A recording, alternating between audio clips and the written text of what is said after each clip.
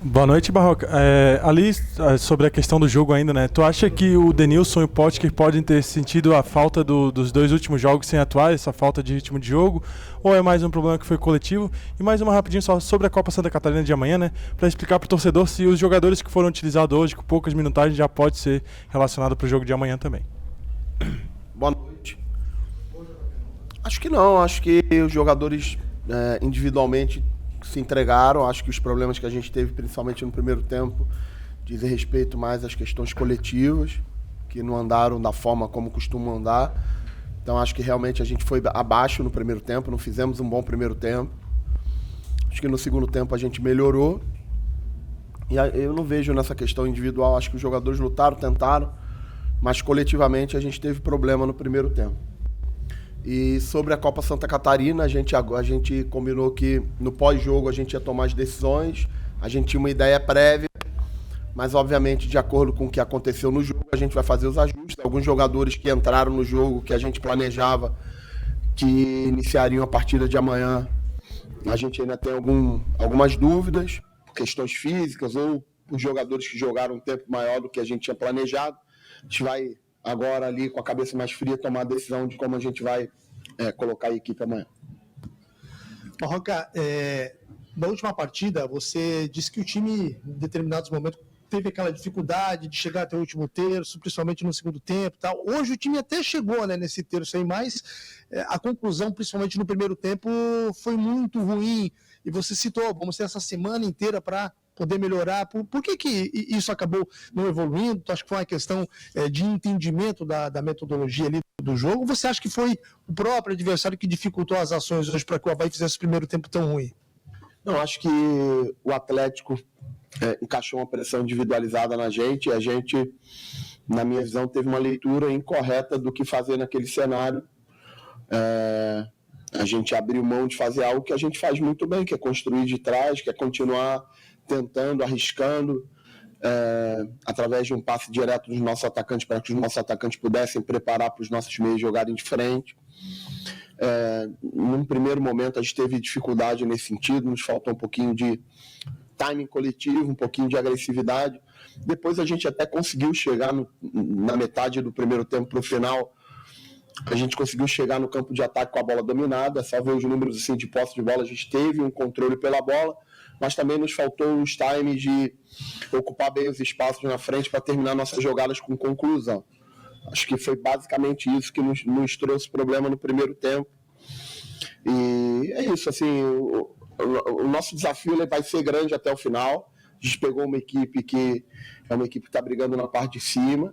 A gente não fez um bom primeiro tempo, é importante que a gente tenha ciência disso. A gente não fez coletivamente um primeiro tempo como a gente costuma fazer, no nosso nível. Então, acho que é um ponto primário aí para a gente corrigir para os próximos jogos, porque nesse cenário que a gente precisa coletivamente estar sempre muito próximo do nosso limite para que individualmente a gente consiga sobressair.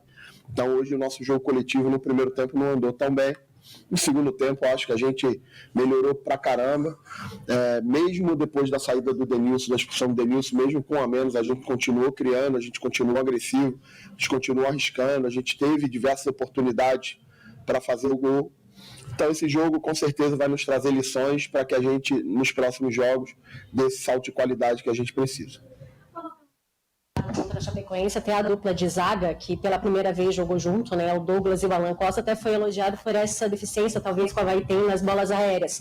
E hoje, principalmente no primeiro tempo, antes do gol, teve 3 lances ali, né? De perigo, de cabeceio na área. Tudo bem, são jogadores altos, mas precisava de uma aproximação dos outros jogadores também. É uma fragilidade que você precisa trabalhar ainda no time do Avaí? Acho que é. Acho que os números não mostram. A gente tomou gol de bola aérea contra a Tombense, tomou gol de bola aérea contra o CRB, tomamos gol de bola aérea hoje.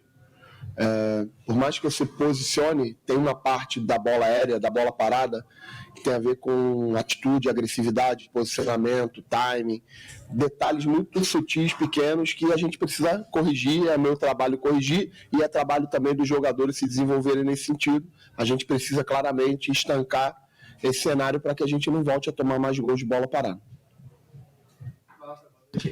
Na última partida contra o Tombense dentro de casa, o Avaí também fez um primeiro tempo abaixo e naquela ocasião conseguiu ainda sair com a vitória, mas hoje o Avaí também fez um primeiro tempo abaixo e não conseguiu sair com o resultado da partida. O que está acontecendo nesse primeiro tempo do Avaí? Você acredita que o nervosismo tem atrapalhado o desempenho dos atletas?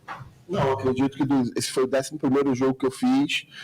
Se você pegar os nossos números de primeiro tempo, são muito mais expressivos do que de segundo, em todos os sentidos.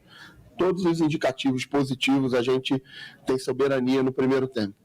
Realmente, o que você falou na Tombense, a gente teve algumas dificuldades, hoje também, mas somar os 11 jogos, com certeza a gente tem uma soberania muito maior. Uma característica da nossa equipe, começar os jogos forte. Se pegar os nossos números, a gente leva muita vantagem para o intervalo, dificilmente a gente perde um primeiro tempo.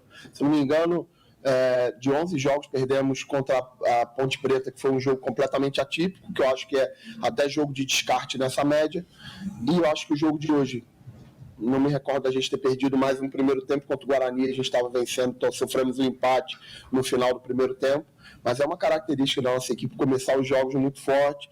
Hoje, realmente, uma parte do primeiro tempo a gente não jogou bem, a gente precisa ter a ciência que a gente não jogou tão bem e trabalhar para corrigir.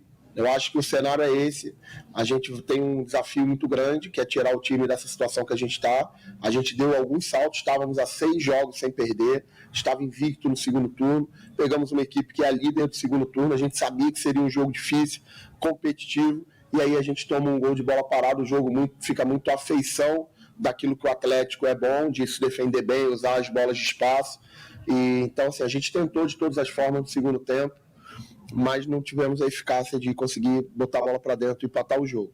Então, a gente amanhã tem um desafio novo, uma nova competição, e vamos ter uma semana aí para trabalhar e tentar melhorar para o próximo jogo contra o Novo Horizontino.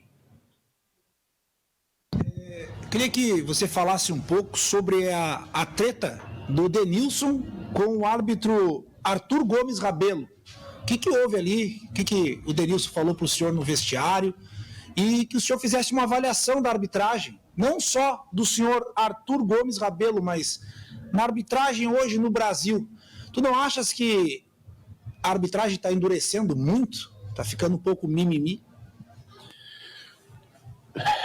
Eu não tenho, nesse momento, a competência suficiente para falar com detalhamento do que aconteceu do Denilson com o árbitro. Eu imagino, o Denilson até falou comigo, mas eu prefiro não falar desse caso. Com relação à arbitragem de hoje, a minha crítica, acho que ele não fez uma boa arbitragem, na verdade, acho que ele fez uma péssima arbitragem. E eu não estou falando por causa do resultado, não. Ele deu 5 minutos de acréscimo no primeiro tempo e deu 8 minutos de acréscimo no segundo tempo. Depois da quantidade de substituições, a quantidade de atendimento, VAR.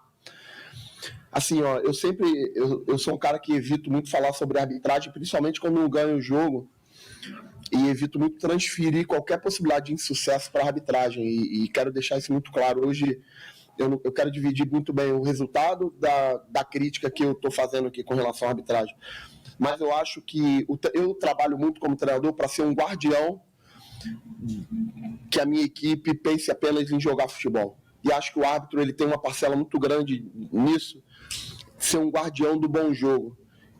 E acho que a forma que o árbitro tem de guardar isso é preservar quem pratica o bom jogo e punir quem pratica o antijogo, quem pratica a cera. Eu sou muito crítico, inclusive, com a minha equipe com relação a isso, da gente fazer o jogo correto, da gente não fazer cera, da gente não cair. E quando isso acontece, eu acho que é muito importante o árbitro usar a ferramenta que ele tem, que é dar o acréscimo. A gente pôde ver aí recentemente na Copa do Mundo, isso é muito claro. Não estou falando que eu ganharia o jogo ou empataria o jogo com acréscimo, mas eu acho que isso é uma responsabilidade que não tem acontecido em boa parte dos jogos. Eu também acho, com relação à arbitragem, sinceramente, que a gente tem diversos árbitros experientes à disposição, árbitros com vivência em Série A, em Série B, e existe uma necessidade de renovar, na minha opinião, de uma forma equivocada. Eu acho que isso está sendo feito de uma forma equivocada. Eu acho que existem jogos de uma importância muito grande em que o próprio jogador se sente seguro quando olha árbitros mais experientes, quando observa árbitros que ele já conhece. Então, assim, é o que eu posso fazer. Obviamente, precisa de uma renovação, obviamente, isso precisa ser feito de forma gradativa, mas a percepção que eu tenho quando sai a escala de arbitragem é que o próprio jogador já não se sente seguro na origem quando vê um árbitro que eles não conhecem, que eles não respeitam, que eles não têm uma referência de como pratica. E aí o jogador chega no início do jogo, como aconteceu hoje, primeira fala do Wellington com o árbitro, ele já, de forma agressiva, ele já dá um cartão. Então, esse tipo de situação realmente tira a segurança do árbitro e é algo que eu acho que não deveria acontecer.